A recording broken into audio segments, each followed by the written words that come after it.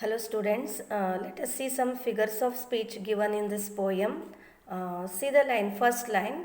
Uh, I wrote some lines once on a time.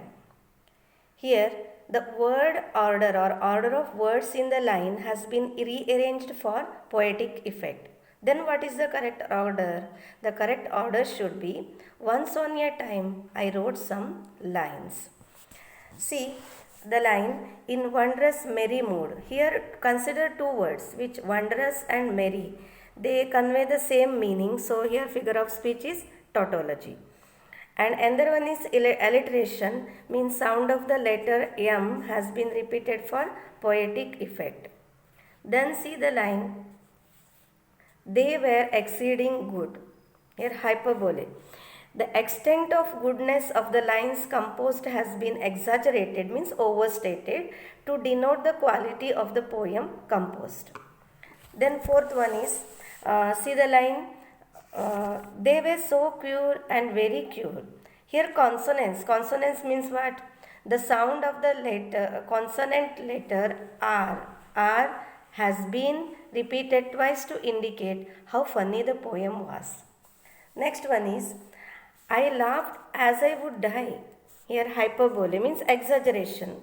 The laughter of the poet on reading the poem he had composed is exaggerated to denote how funny the poem was. Then another one is which one? Repetition. Which word is repeated here? I has been repeated. Next one is, a sober man am I. Here inversion means word order has been changed. The correct order should be, I am a sober man. Next one is, I called my servant and he came. Here which one? Alliteration. Alliteration is C sound has been repeated in the words called and came.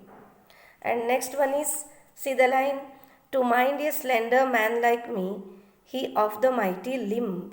Here alliteration. Which sound has been repeated here? M sound has been repeated to maintain the musical tone of the poem, mind, man, mighty, etc. Then here another figure of speech is antithesis means what?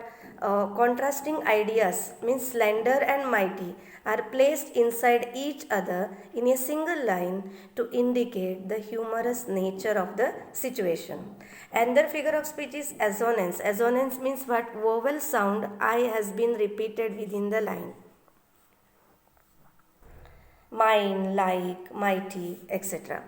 And synecdoche means part for the whole. Means the word limb indicates not only a part of the body but an entire person.